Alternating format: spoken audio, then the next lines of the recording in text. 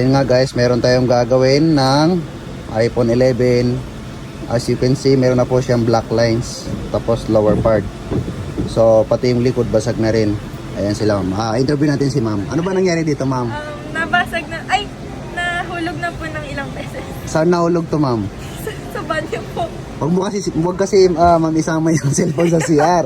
Dapat CR lang. Sige po ma'am, kami po bala dito ma'am. Saan nyo kami ma'am nakita ma'am? Sa TikTok po. Yun, sa TikTok daw guys. So sabi ni ma'am, huwag daw tularan. Second hand na last Ay, ibig sabihin